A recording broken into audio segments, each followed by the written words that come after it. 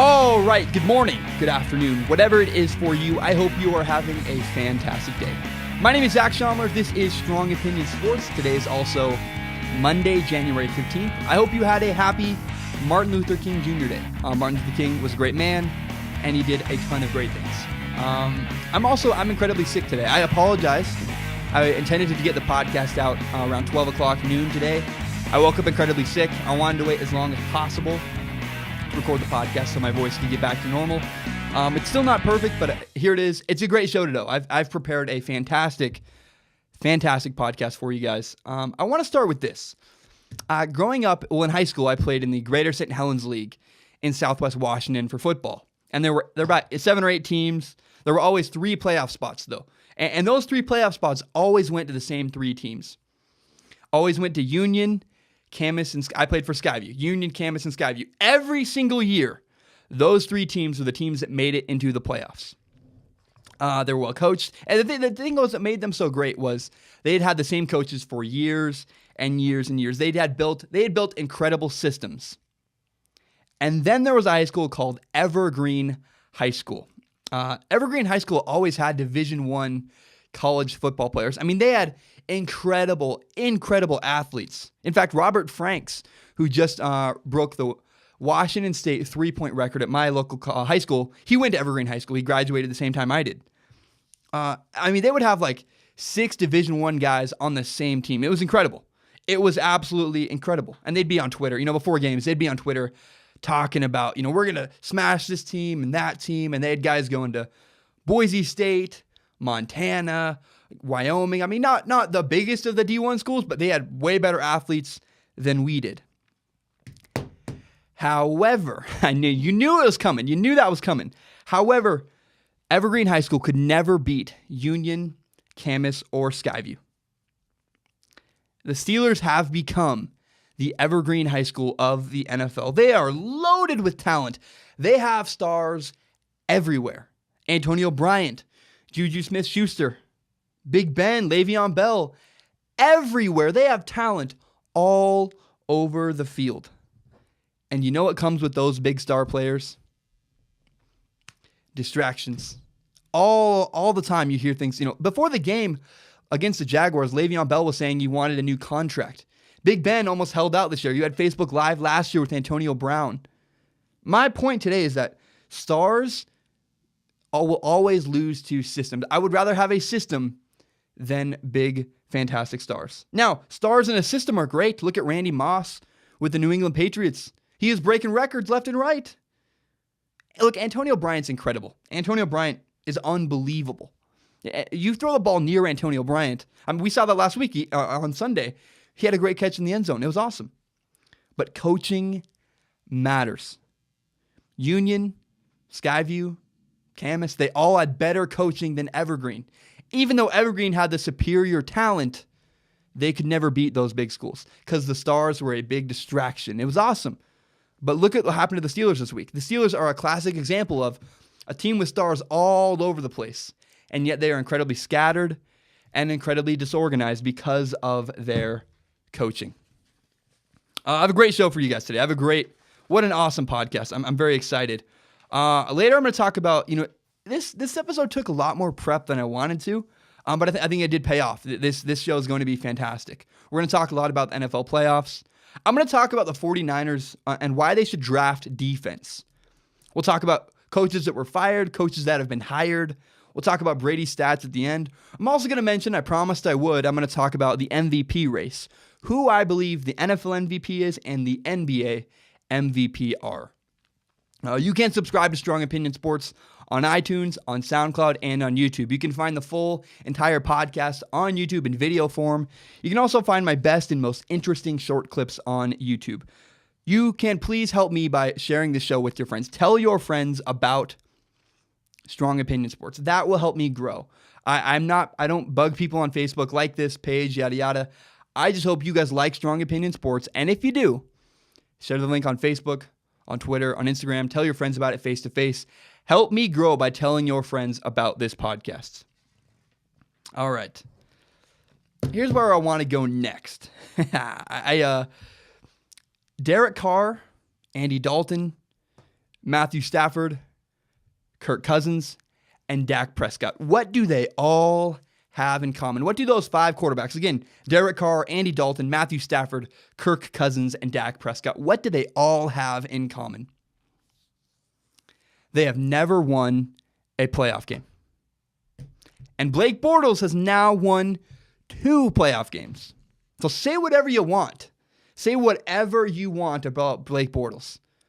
Blake Bortles delivered on Sunday. And I said I would be, I will staunchly defend Blake Bortles. And the truth is, he didn't just win because he had a great defense. Blake Bortles made plays when he needed to. He delivered versus the Steelers. I remember there was a key 3rd and 8 in the 4th quarter. And the Jaguars were able to convert by throwing a nice pass over the middle. Blake Bortles to, I believe, their tight end. And I was like, wow, that was a huge 3rd and 8. The Jaguars needed to convert. They made it happen because of Blake Bortles. So again, say whatever you want. You can talk about how great his defense is. You can say he's not good enough. Blake Bortles made plays. Blake Bortles is the reason why, not the only reason, but a big reason why the Jaguars were able to beat the Steelers. In fact, you could say this. Maybe he wasn't the only reason, but without Blake Bortles playing well, the Jaguars would have lost. If Blake Bortles doesn't play well on Sunday, the Jaguars would have lost to the Pittsburg Steelers. Is he a top quarterback? No. No, he's not. But he ran for 35 yards. He was 14 for 26, had 1 touchdown, and the key was he had no interceptions and no turnovers. And he made completions when it mattered most. When he needed to deliver, Blake Bortles made it happen on Sunday. So those of you who are saying, people are out there saying, bring Eli Manning in. Eli Manning's going to come be the next quarterback of the Jacksonville Jaguars. Stop it. Blake Bortles has 2 playoff wins. You're paying him a ton of money, and he's making it happen. What more can you ask from Blake Bortles? Blake Bortles is the man in Jacksonville. Accept it, move on. Because the guy made plays. He did what he needed to on Sunday. Again, I will repeat this. Without Blake Bortles making plays on Sunday, the Jaguars do not win. And the Jaguars did win because of their running game, Blake Bortles, and their great defense. But Blake Bortles is a key part of that. Without Blake Bortles making plays on Sunday, the Jacksonville Jaguars would not have won that game. They put up 45 points on the Pittsburgh Steelers. You're telling me Blake Bortles had nothing to do with that? Yeah, Blake Bortles is legit. He's up there, I think, around a Dak Prescott level quarterback.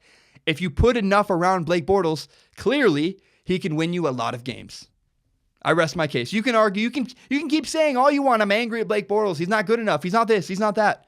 He's won more playoff games than Derek Carr, Andy Dalton, Matthew Stafford, Kirk Cousins, and Dak Prescott combined. Ironically, they haven't won a playoff game at all, but I don't care. Blake Bortles, 2. All those guys have 0. Tell me Blake Bortles is a terrible quarterback. I mean, I don't buy it. I don't see it. I watched on Sunday. I don't see that from Blake Bortles. Now, the Vikings game, oh my goodness. I mean, that was a heart attack on TV. I couldn't believe what I was watching. It was so much fun. And that right there, the Vikings and Saints game is why I love football. There is nothing like that in any other sport. There's no single game where you can be down 17-0, score 1 touchdown, get the ball back, and be right back in business. Just like that, the Saints were very much in the game. Now, that is why I love the NFL and why I love the sport of football. Why I think the sport of football is the best sport in the entire world. I love it. There's nothing like that. The rules allow for way more drama, way more fun. I loved watching the Saints and Vikings. Now, I feel incredibly sorry for Drew Brees. I feel awful for Drew Brees. It's rough. I mean, that's a terrible, terrible loss you have to swallow. And you look back at Drew Brees' career, all the things that have happened to him that have not really been his fault. He got injured and they threw him out of San Diego. Bounty Gate was not his fault. He had to lose his coach for an entire season because of it. And now in one of his, not his final year, but he's got a couple years left, I believe, but he's coming to the end of his career, has a great team, making a great run, and he loses his season because of a rookie defensive guy making a big mistake. I mean, I could never imagine Drew Brees leaving New Orleans, But let's be honest. If Drew Brees is the quarterback for the Minnesota Vikings right now, that team's filthy. That team doesn't lose a game all year. So I just want to point out, Drew Brees has been through a lot, and a lot of his losses, a lot of the things that have hurt him in his career, when we look back on his career in 20 years from now, they will not be his fault, and that's too bad. That's a shame. Because Drew Brees I read his book. I love Drew Brees. He's one of my favorite quarterbacks of all time. Drew Brees is an incredible quarterback and a stand-up guy. I love him. Now, don't forget, Matt Ryan failed to deliver this Saturday, against the Eagles. You can say whatever you want. Matt Ryan had a chance with the ball in the fourth quarter. He's on the goal line, and he could not make it happen. Say what you want about Matt Ryan. He didn't make it happen against the Eagles defense when it mattered most. Just remember that. This weekend, Blake Bortles made it happen when it mattered. And ironically, Matt Ryan did not. Now, obviously, the Patriots dominated the Titans. Nobody saw that. Nobody saw that as a surprise. The Titans were obviously going to lose to the Patriots. The question was how much.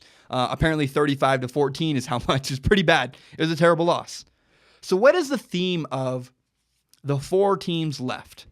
You have the Eagles, the Vikings, the Jaguars. I mean, even the Patriots, they all have great defenses. They all are playing great defense. I think the Patriots obviously have the weakest defense of the four teams, but the Vikings are legit. The Jaguars are incredible. The Eagles are incredible. They are carrying, I don't want to say average quarterbacks. Case Keenum is the best of the bunch, but Blake Bortles, Case Keenum, Nick Foles, they're no-name quarterbacks. They're not like, oh, wow, they're fantastic. They're not the cream of the crop.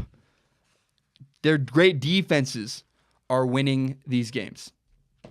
So I made a mistake last week. I talked about the 49ers draft, and I said the 49ers should draft Minkah Fitzpatrick. I made a mistake. I don't like that. I'm okay with being wrong. If I make a prediction wrong, that's one thing. I can live with that. I felt bad about this because it was a clear error of judgment. I made a mistake. I missed something, and I wanted to own up to it. I felt bad about it. By the time the 49ers make their pick, Minkah Fitzpatrick will probably be gone and off the board. But in that case, I would select Josh Jackson, the corner from Iowa. See, the point remains the same. I believe you got to go with a sure bet. Get someone who can make plays and contribute to your franchise next season. A lot of people are saying Jimmy Garoppolo should get weapons. Go get him a wide receiver, a tight end, an offensive lineman. Build the offense around Jimmy Garoppolo. I disagree. I believe the 49ers must draft defense, particularly Josh Jackson. Josh Jackson, if you can get Minkah Fitzpatrick, awesome. You won't be able to. I like Josh Jackson. Go get defense to help Jimmy Garoppolo. If you want to help Jimmy Garoppolo, you need to draft a defensive guy. Look at Aaron Rodgers. How did Aaron Rodgers win a Super Bowl? Aaron Rodgers won a Super Bowl when he had a great defense. Drew Brees won a Super Bowl when he had the best defense he's ever had. Peyton Manning won a Super Bowl with the Broncos before he retired. Why did he win that Super Bowl? He won that Super Bowl because he had a great defense. When it comes down to Calvin Ridley or Josh Jackson, I say pick Josh Jackson. Pick the guy who can have the biggest impact. Josh Jackson, the corner from Iowa, will be involved in way more plays than Calvin Ridley. Calvin Ridley, wide receivers, they don't touch the ball that much. Not as often as a corner is involved in every single play on defense. I believe the 49ers need to draft defense. Again, look at the teams that are left in the NFL playoffs. The Jaguars, the Vikings, the Eagles, and the Patriots. The Jaguars have a great defense. The Vikings have a great defense. The Eagles have a great defense. And they are carrying not average. I don't want to say average offenses. I think Case Keenum is better than people give him credit for. Blake Bortles has certainly made plays. Nick Foles, the Eagles defense is carrying Nick Foles right now. And the Patriots defense, say what you want about them, they have dramatically improved from the beginning of this season. So I rest my case. I believe the 49ers, if they want to help Jimmy Garoppolo the most, they need to give Jimmy Garoppolo a great defense. Because defense wins championships. Not the Falcons' offense, not Cam Newton, not say whatever you want. Drew Brees' fantastic offense lost on Sunday. Defense wins championships, if I'm the 49ers, I would make a pick that helps your defense. All right, I'm going to take a short break. When I return, the Titans won a playoff game. So the Titans won a playoff game, but they still fired their head coach. Why would they do that? We'll talk about that next. I'm going to talk about the MVP. I promised I would. You can subscribe to Strong Opinion Sports on iTunes, on SoundCloud, and on YouTube. You can find the full entire podcast on YouTube. You can also find my best and most interesting clips on YouTube. Tell your friends about Strong Opinion Sports. That is my plan for growing this podcast. If you like this podcast, however you're listening to it, however you're watching it, share the link on Facebook, on Instagram, on Twitter, whatever it is. Please do me a favor. Help me grow this podcast. Tell your friends about Strong Opinion Sports. My name is Zach Schaumler. I will be right back. Oh, man, it's been a rough day. I hate being sick. I've been chugging Alka-Seltzer all day, taking ibuprofen, doing everything I can, trying to pound water. It's just not fun. It's not a fun day. I want to talk a little bit more about the NFL playoffs. I think the Jaguars, we assume that the Patriots would have loved to play the Jaguars. The Jaguars are an easier matchup for the New England Patriots, and that's because of Blake Bortles. We all say, a Blake Bortles quarterback team cannot beat the New England Patriots. I don't know about that. I don't know. I really think that the Jaguars are a tough matchup for the Patriots. We've already seen the Patriots and Steelers. We know the Patriots are a better team than the Steelers. This will be fun. Like the Jaguars and Tom Brady, that's an interesting matchup. I want to see Tom Brady versus this legendary defense. I'm really glad we're not getting a Steelers rematch. I know I'm the only person on the entire internet saying that, but I want to see, is there any chance that, so I've been hearing all year, the Jaguars defense, Saxonville, they're the best defense in the entire NFL. Let's see them go up against the greatest quarterback of all time. Let's see what happens, because I think Tom Brady, once again, versus that legendary defense, that's a fun matchup. I want to see that. I want to see that happen. The Vikings and the Eagles in Philadelphia. This is not a prediction. This is nothing. But I want to point out, it's going to be interesting because of the weather. You think Philadelphia in January, cold and snowy. It's not. It's going to be in the mid-40s, mid-50s, a little bit of drizzly rain, but that's about it. That's really good for Case Keenum. See, I was worried because I knew it would be in Philadelphia, and a guy like Case Keenum with a weaker arm, that scares me. A guy like that in the snow, that's a warning sign, because Nick Foles has a way bigger arm, stronger arm than Case Keenum. I would think Case Keenum has the edge in snowy weather. But because the weather is going to be all right, it's not too bad, Case Keenum's sitting pretty. It's just very interesting. What else? Another thing I think is interesting to me, 3 of the 4 quarterbacks left in the playoffs are pretty much no-name guys. We don't have any big names. We've only got Tom Brady left in the playoffs. Blake Bortles, Case Keenum, and Nick Foles. It's weird, right? I mean, usually we have big stars at this point of the season. We have Tom Brady, Big Ben, Drew Brees. We'd have Peyton Manning years ago. Now we don't. And that may hurt ratings. I'm very curious to see, do the ratings drop? I don't know how to find that information. I'm going to figure out how to find that information before next Monday's show. But I want to know, do the ratings drop because of the 3 out of 4 quarterbacks being no-name guys? I think that's interesting. We're going to follow that trail later this season, farther down the road. All right. There's a new rumor circulating the NFL. So last week I talked about first I talked about Jim Caldwell getting fired by the Lions. I said that was a huge mistake. I also talked about how Matt Patricia was probably going to be the next Giants head coach, and I said that's not a great fit. I don't like Matt Patricia with a young quarterback. It scares me. I don't like that very much. Well, there's a new rumor now circulating the NFL that the Patriots defensive coordinator, Matt Patricia, may be and is pretty likely to be headed to the Detroit Lions to be their next head coach. That's because the Lions general manager, Bob Quinn, was a personnel guy for the New England Patriots. I like this a lot from Matt Patricia. See, Matt Patricia didn't fit well with the Giants. I didn't like him with a young rookie quarterback. I thought that was a bad move. Matt Patricia in Detroit, at least if you're Matt Patricia looking at this decision, this is a way better move for Matt Patricia. You have a veteran quarterback. You can worry about that. You can take care of your defense. Matthew Stafford's a good guy. If I'm a coach looking at a job, my question is, do you have a quarterback or do you not have a quarterback? Because guys, I heard someone say this recently. They said there's two types of quarterbacks, two types of coaches in the NFL. Coaches with quarterbacks and fired coaches. And Matt Patricia doesn't want to be one of those guys. So the Lions, if you're Matt Patricia, the Lions are a much better fit because you have Matt Stafford. Now, if you're the Lions, this puzzles me a little bit because is it really an upgrade? It's weird. They fired Jim Caldwell, their head coach that got them to the playoffs 2 of the last 4 years. You're moving laterally. I criticize my brother. If my brother was leaving Taco Bell to go to McDonald's, I'd say, why? You like your management. You like where you're at. Don't move laterally. Move up, not over. You're looking at an unproven guy who's never been a head coach versus Jim Caldwell, who was in the playoffs 2 of the last 4 years. He's only coached there 4 years. So half of his seasons in Detroit, he made the playoffs. And this is, again, the Detroit Lions, who for years and years and years did not make the playoffs. I thought it was interesting. Is it really an upgrade? Is Jim Caldwell to Matt Patricia really a great move? I don't know. Time will tell. But I will give Bob Quinn, the Lions general manager, this one thing, this one benefit of the doubt. Working with people is very important, and it matters. It matters a lot. How do most people get their jobs? Every job I've ever had was because I knew someone. I knew this guy who got me here, this guy got me here, this, that. You want to hire people you know. Like if I was hired by ESPN tomorrow, they said, hey, Zach, you get a simulcast, you can make a radio show and put it on the internet and on TV. We'll give you a radio show. Who are you hiring? I would hire people that I know.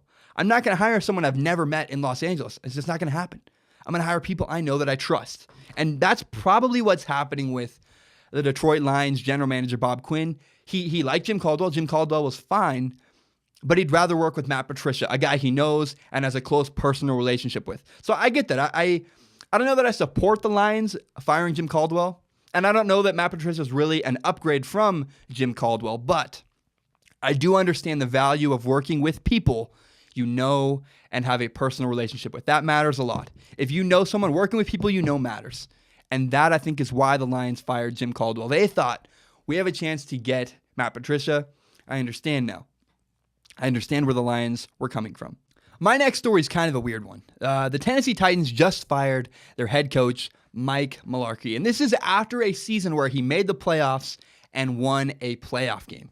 Remember, if you need a recap, the Tennessee Titans were losing 21-3 at halftime to the Kansas City Chiefs, came back and won, and the following week, last weekend, were humiliated by the New England Patriots. Now, I believe this has nothing to do with their season, has nothing to do with losing in the playoffs, and has nothing to do with their former head coach, Mike Mularkey. This has everything to do with Josh McDaniels, the Patriots' offensive coordinator.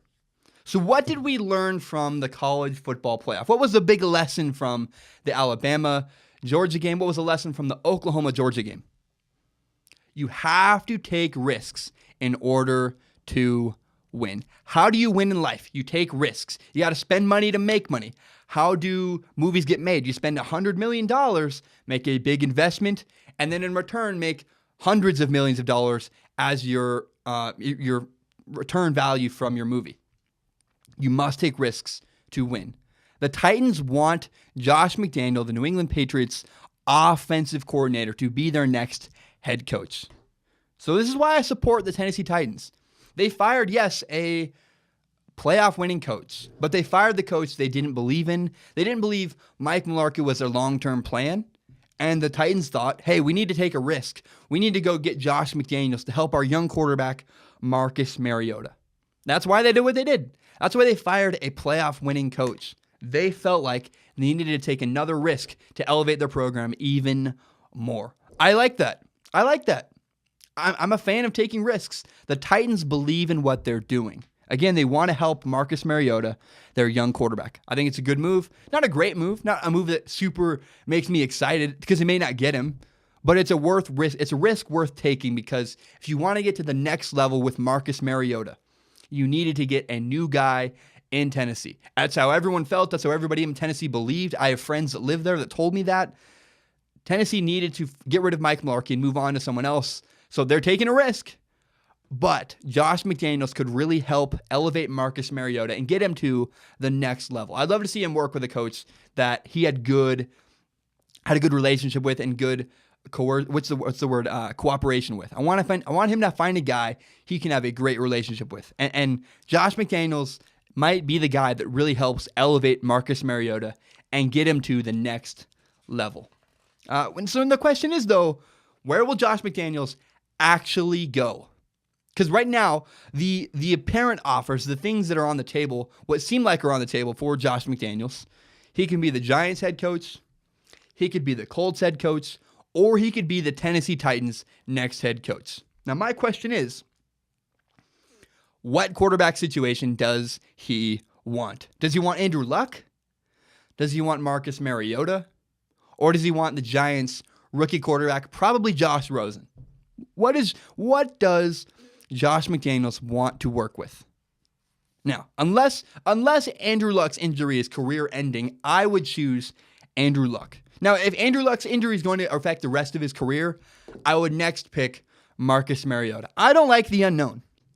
Now, if it were me, I would avoid the Giants. There's too many unknowns. I don't know who my quarterback's going to be. It's probably going to be Josh Rosen. You also have to deal with Odell Beckham Jr. Too many wild cards. Too many things are out of my control. I would not want to be the next coach of the New York Giants. I take something that I understand and absolutely know will be successful. I don't like unknowns. Andrew Luck is a known commodity, and Andrew Luck is a fantastic quarterback. Now, the next best thing is the Tennessee Titans quarterback, Marcus Mariota. If you absolutely have to, if everything else fell through, then I would take the New York Giants with Josh Rosen. But I don't want to deal with a rookie quarterback. You just don't know. You don't know if he has it. You don't know if he does. You know Marcus Mariota has it to some degree. And you know Andrew Luck is a fantastic quarterback, and I think he's going to be back to full strength this season. I believe, if you had to ask me, I would say Josh McDaniels probably goes to the Indianapolis Colts. My name is Zach Schaumler. I'm going to take a short break. When I return, who do I believe will be the NFL MVP and why? How do I pick? What's my criteria? How do I select an MVP candidate? I'm also going to break down Tom Brady's stats. Are they really declining? Everyone's talking about his age. Are they actually getting worse?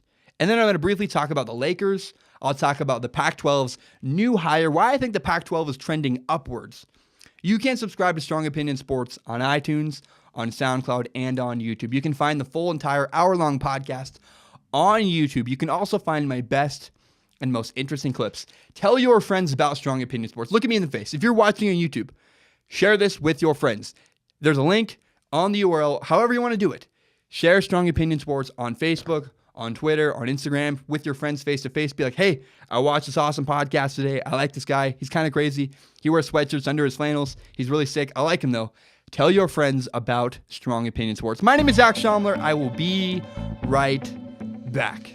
All right, last week I promised I would tell you my criteria for the most valuable player in both the NFL and the NBA. What in general makes a most valuable player? What makes you an MVP?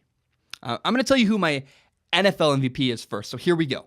When you ask me who is the most valuable player, to me that means who is the most important player. Valuable equals important. If you took this person away from your team, you cannot win any games. You would not be the same team without this player. So for me, that was, until he got hurt, that was Aaron Rodgers. Aaron Rodgers was the NFL MVP. Look at what the Packers were without Aaron Rodgers. Couldn't win a game. It's interesting. By this same theory, Carson Wentz, weirdly enough, despite having great stats, Carson Wentz was not the NFL MVP. Look at what the Eagles have done without Carson Wentz. They've been okay. They've been able to keep the ship afloat. They've been able to win games. Now, it also cannot be an injured person, so Carson Wentz would have been out either way. It can't be someone injured.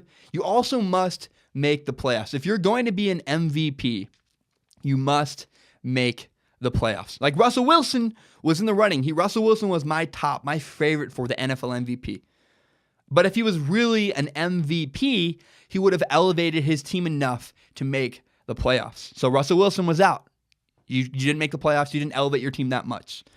Pretty much, unless there are some weird, rare exceptions, pretty much always a quarterback will be the NFL's most valuable player. That's because you touch the ball more. 99% of the time, it will always be a quarterback, not a running back, not a receiver, not Antonio Brown. I love Antonio Brown.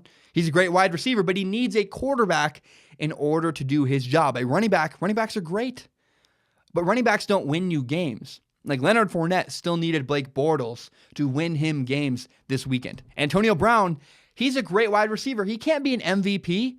Every stat Antonio Brown has, so does Ben Roethlisberger. And Ben Roethlisberger is the reason why Antonio Brown is such a big star. Wide receivers probably can't be MVP.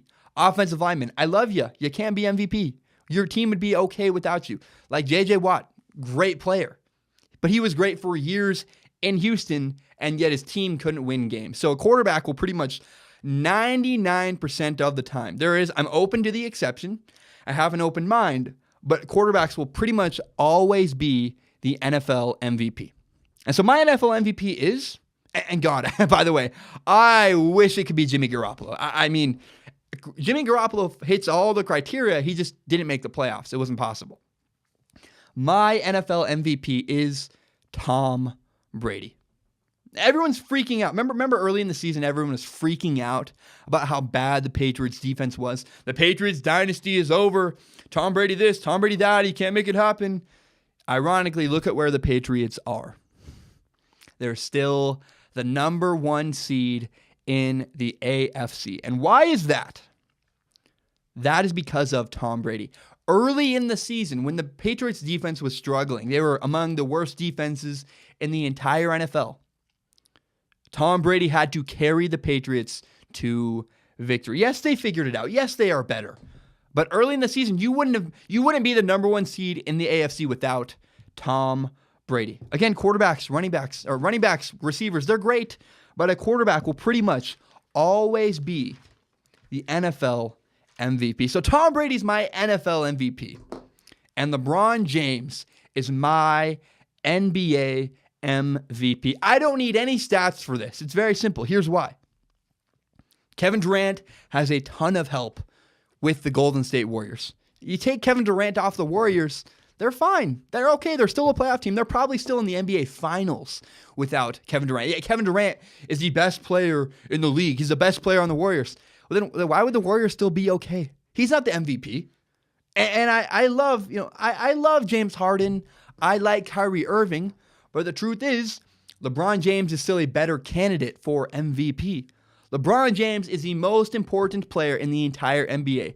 The Cleveland Cavaliers are not what they are without LeBron James. Whether it be his recruiting in the offseason, whether it be his actual play in the season, he is all around what has created the Cavs' recent run. They've gotten to playoffs, I think, 3 years. Every season LeBron's been there, they've made it to the NBA Finals, and that is because of LeBron James.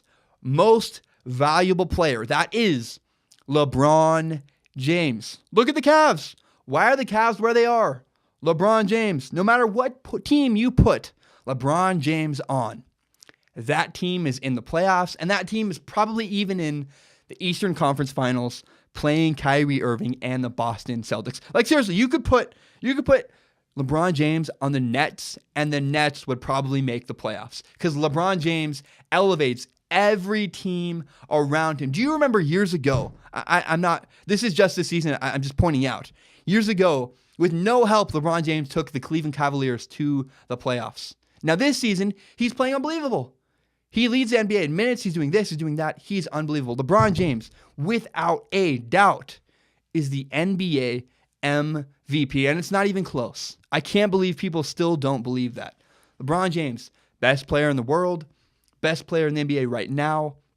LeBron James, without a shadow of a doubt, is the NBA MVP. Most valuable player. Not the best statistics, not the most rings, the most important to his basketball team. That is LeBron James. LeBron James. LeBron James. Yeah, that's LeBron James. I want to mention real quick, Kevin Sumlin was hired to Arizona. He's now the new head coach of the University of Arizona football team. That's great. It's a great hire. I love that.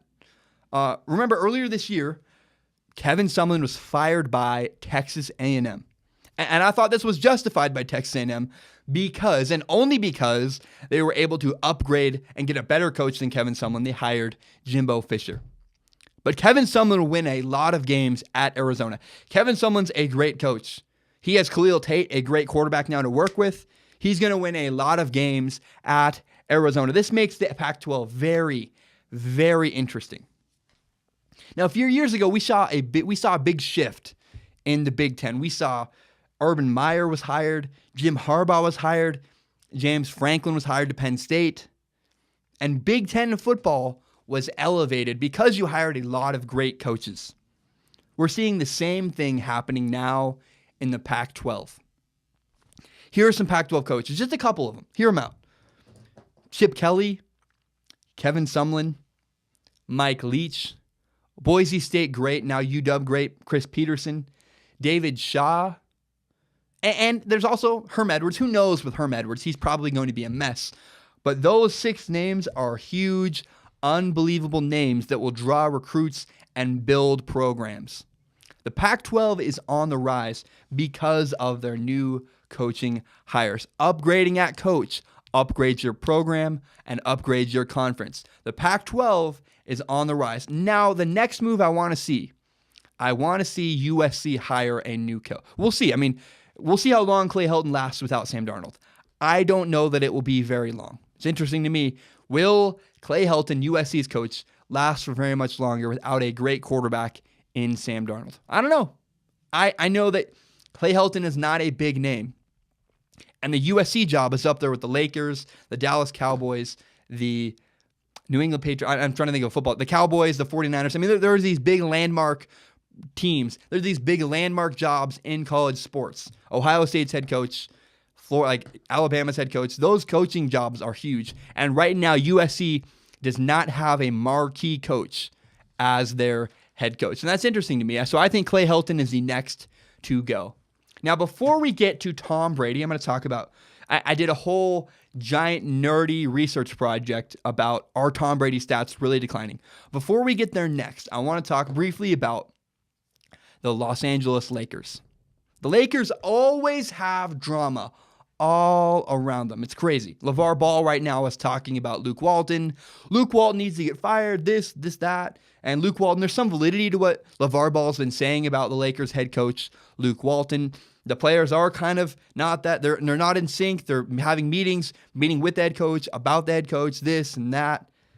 Well, now it's rumored that the Lakers are not supporting Luke Walton. All this drama, all this mess comes from one thing. Here's what I believe about the Lakers.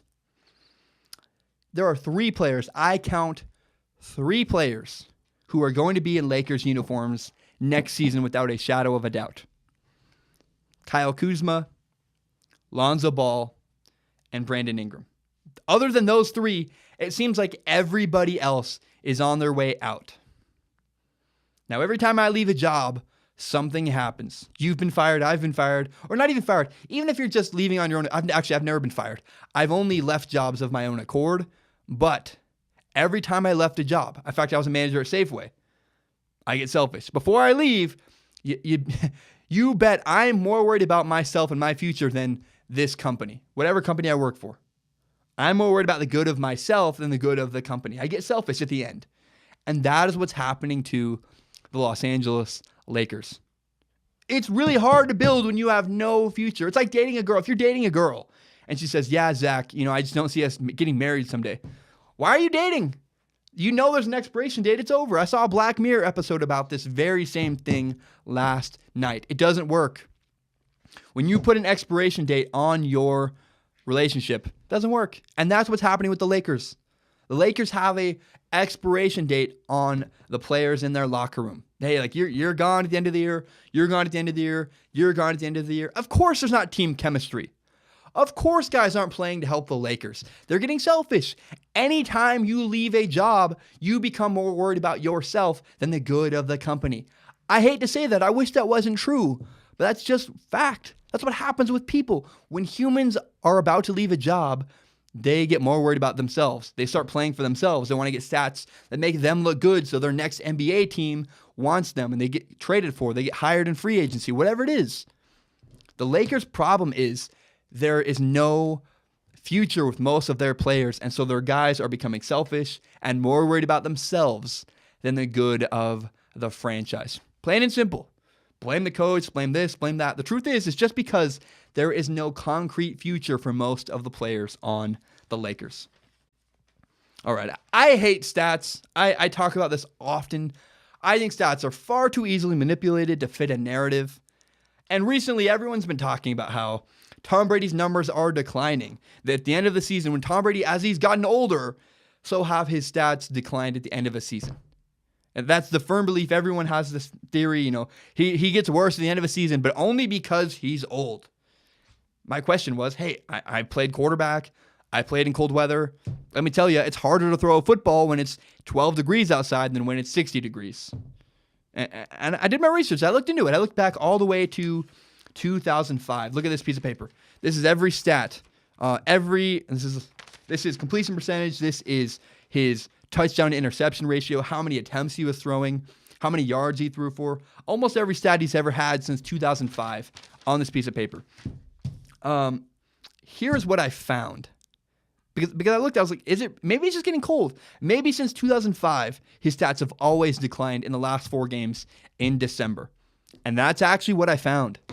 I found that everyone's making this claim. Tom Brady's getting old, and that's why his stats are declining at the end of a season. I saw this with Drew Brees. Drew Brees missed a pass on Sunday against the Vikings, and they said, old Drew Brees would have made that throw. Would he have? Who knows? Maybe he just missed it. Like, why does it always have to be about age? Maybe Drew Brees just missed the pass. And Tom Brady's stats have declined every year since 2005. That's 13 years ago. Every year. His completion percentage goes down. His touchdown interception ratio fluctuates no matter what the year is. And the only thing you can really calculate are that he always has a game in December that's a little off. It's usually the Dolphins. It was the Dolphins again this year. He often struggles with the Dolphins. When Rex Ryan was with the Jets, it was the Jets at the end of the year. He always has one game he really struggles with in December. And it's been every year since 2005, it's been this way. Even look at the Giants game. When he went 16-0, he kind of struggled a little bit against the Giants. Every single season, this has happened since 2005. His numbers always make a little bit of a dip in December. In the last 4 games of the season, his completion percentage goes down. He throws for a little bit less yards. He struggles a little bit because it's cold, not because he's getting old. Look at his stats. I looked it up. I did the research. Now, there are outliers, of course. In 2015, he had a remarkable December. His completion percentage was up. He threw for a ton of yards. 2007, obviously, was a little bit off. But for the most part, if you look at the average yards he throws in 4 games, then compare that. If you multiply that by 4 to get that to how many yards he would throw in 16 games, he always throws for less in December. I don't know if that makes sense. I don't know if you can follow that. But I did the math. I looked at everything. I'm a total nerd. As far back as 13 years, other than a couple outliers, his stats always go down in the last 4 games of every single season. So you can blame his age. You can say Tom Brady's getting old. The truth is, every season since 2005, I didn't go back any older than that. I probably could have. I didn't really want to. This was a lot of work to find all these stats. Tom Brady's stats decline every single year in the last 4 games. And he always has one game that's a little bit off and a little bit where he struggles. Every year. So you can blame age. I blame cold weather. Truth, that's fact. Look it up. You can do this work. I did it for you, but go look at the stats. Every year he has some kind of decline in December. My name is Zach Schaumler. This is Strong Opinion Sports. You can subscribe to Strong Opinion Sports on iTunes, on SoundCloud, and on YouTube. Tell your friends about Strong Opinion Sports. You can find the full entire hour-long to 45-minute podcast on YouTube. You can also find my best and most interesting clips broken out in short videos on YouTube. Look at me in the face. You're watching this on YouTube. Tell your friends about this show. Hey, there's a podcast called Strong Opinion Sports. There's a link. Share it on Facebook, on Twitter, on Instagram, whatever it is. Tell your friends about Strong Opinion Sports. That's my plan. And that is how I plan to grow. I don't ever want to be the guy on Facebook that's like my page. I'm inviting you to like that. I don't like that. I said the F word. I'm sorry. I don't like doing that. Tell your friends about the show. I want to grow through you guys like we've been doing to this point so far. I'm very excited. We're growing a lot on YouTube. Tell your friends about Strong Opinion Sports. My name is Zach Schaumler. Thank you so very much for listening. I'm going to drink a ton of water. I'm going to pound some Alka-Seltzer. I want to get better. I'm feeling very sick. Thank you so very much for listening, and have a great day, everybody. Bam.